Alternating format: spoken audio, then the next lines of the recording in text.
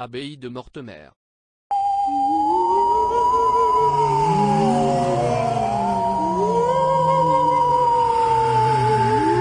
L'abbaye Notre-Dame de Mortemer est une ancienne abbaye d'hommes cisterciens fondée en 1134 par le roi Henri Beauclerc. Elle se situe entre Lyons-la-Forêt et la ville de Gisors.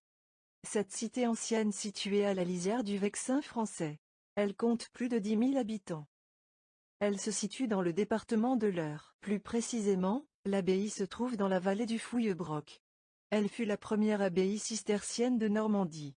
C'est seulement en 1209, après la conquête de la Normandie par Philippe Auguste, que le sanctuaire principal est dédicacé par Robert Poulain, archevêque de Rouen. Son histoire est bien renseignée par une chronique dans un cartulaire rédigé sous l'abbatiat de Guillaume Tholomée à la fin du XIIe siècle. La cinquantaine de moines, tout au plus, qui y résidaient, vivaient en totale autarcie et possédaient des terres dans la région. L'abbaye connaît alors son apogée. Les chartes du XIIIe siècle montrent l'importance des acquisitions et des dons de terre. Philippe Auguste, après la conquête de la Normandie, reconnaît les titres de l'abbaye. Celle-ci possède alors des maisons à Paris et à Rouen. Les moines sont de plus en plus nombreux. En 1318, l'abbaye reçoit le droit de prison. Son importance se maintient durant tout le XVe siècle. Guillaume d'Autun, abbé de 1405 à 1428, représente en 1412 l'ordre cistercien au concile de Constance. Durant la guerre de Cent Ans, les troupes anglaises assiégeant Gisors, séjournent à Mortemer. L'abbé Guillaume Girard fait décorer la chapelle Saint-Jean-Baptiste. De sa fondation à son apogée, l'abbaye de Mortemer joua un rôle économique important.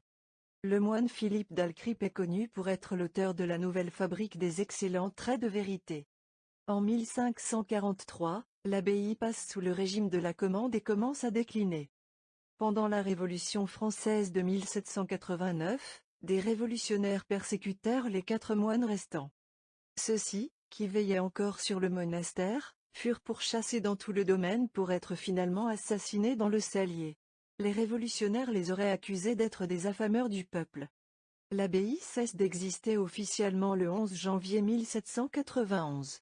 L'abbaye elle-même fut vendue comme bien national à Louis-André Duval, qui participa à son déclin en vendant les pierres de taille composant l'église, ainsi que l'aile et des bâtiments conventuels, pour la construction de maisons locales. Lors d'une revente à Monsieur Carpentier en 1808, celui-ci pratiqua l'exploitation comme carrière.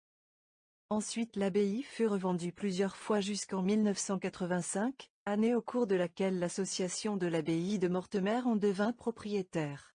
Cet endroit magique a rapidement envoûté les nouveaux propriétaires. Le monastère ne manque pas de charme, ainsi que ses dépendances. Le pigeonnier est magnifique, pas besoin de elfes pour être féerique. Depuis longtemps, Mortemer est un lieu hanté.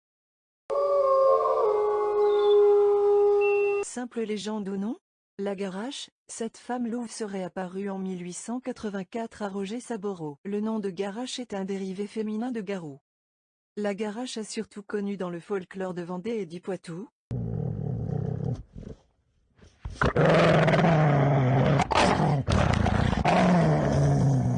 Il s'agit d'une femme, qui se transforme en loup-garou femelle durant la nuit, pour un temps plus ou moins long en fonction de la gravité d'un crime commis sous sa forme humaine. Les Garaches blessées meurent ou retrouvent leur apparence originelle. Quant à Mathilde, c'est une dame blanche et un rêve à la fois. En Normandie, près de l'abbaye de Mortemer, cette dame blanche apparaît d'une façon singulière, en prédisant l'avenir du témoin. Portant une chouette sur l'épaule et vêtue d'un simple châle blanc, cette dame blanche porte aussi des gants. S'ils sont blancs, c'est plutôt un bonheur qui arrive. Cela peut être une naissance ou un mariage. S'ils sont noirs, c'est qu'un malheur attend le témoin. Certains interprètent ces signes comme l'annonce d'un décès pour les gants noirs.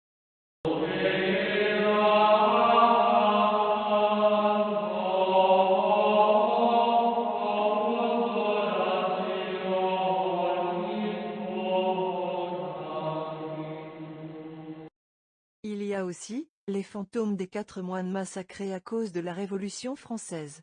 La population refuse d'y croire, mais la rumeur y fait sans cesse référence. L'abbaye fut exorcisée en 1921. Appartenant à l'ordre cistercien, les moines devaient bannir tout confort. Pourtant, la chapelle située derrière le cellier était chauffée. Comment? Nul ne peut le dire.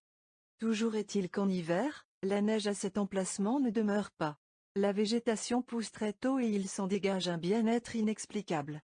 Personne ne put jamais parvenir à entreprendre des fouilles sur le site de Meurthemer. Immobilisation, décès, ont toujours contrecarré ces projets. L'abbaye renfermait autrefois beaucoup d'interdits. Ainsi, les noces et les banquets devaient toujours se clore à 2 heures du matin. S'y aventurer une nuit de pleine lune après le 15 août, personne n'y songeait. Aujourd'hui encore, il arrive que les lignes téléphoniques se mélangent, le courant subit des baisses de tension inexplicables malgré les travaux effectués et la venue de spécialistes. D'ailleurs, l'abbaye n'est pas le seul lieu dans la région à avoir été le fait d'événements inexplicables. À l'intérieur de l'abbaye de Meurthemer se trouve un lavabo du XIIe siècle où les moines se lavaient le visage, les mains et les pieds avant d'aller prendre leur repas. Il y jaillit encore une eau aux vertus magiques, c'est la fontaine Sainte-Catherine. Des régions proches ou lointaines, les jeunes filles à marier venaient et viennent encore à la fontaine, elles y jettent une épingle à cheveux ou une pièce, afin de trouver un mari dans l'année. L'heure, avec ses brumes du petit matin, ses pluies, vit avec un passé riche en mystères. Le matérialisme et le rationalisme de notre siècle ne sont pas parvenus à bout de ce merveilleux.